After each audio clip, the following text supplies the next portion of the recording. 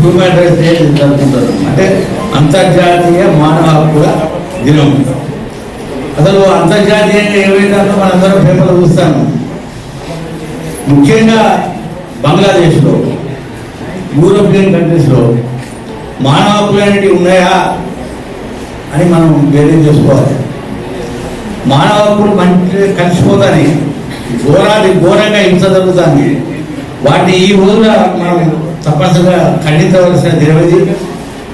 మొత్తం ప్రపంచ శాంతి కావాలంటే ఈ ఏదైతే టెర్రరిజాలు అది ఏ టెర్రరిజం కానీ, అది మతపరమైన టెర్రరిజం కానివ్వండి, ఇవన్నీ కూడా తప్పనిసరిగా తగ్గిపోవాల్సిన పరిస్థితి ఉన్నది. మనందరం కూడా దాని గురించి బాధపడాలని కోరుతూ, అట్లాగే హ్యూమన్ రైట్స్ కోర్టు మన దగ్గర ఫస్ట్ ఎయిడ్ చేయగానే హ్యూమన్ రైట్స్ కోర్టు ఒక్క కేసు కూడా మనం పెట్టుకోవాలి. ఇయర్ వరకు మనం ఉపయోగించుకోలేదు.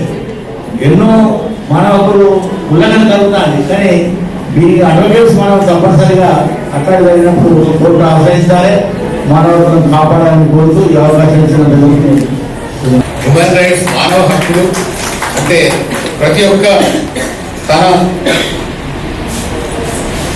Live and let live. మనము మంచిగా ఉందాము, అందరికీ మంచిగా ఉంచుదాము. మనం జీవించాలి, మనం ఆనందంగా ఉండాలి. మన తోటి సోదరులతో ఇంటర్నేషనల్ అంటే irrespective of all countries, all ప్రపంచ ప్రజలంతా సర్వే జన సుఖినో భవంతు. అది పిల్లలకు నేర్పాలి రాబోయే తరాలు.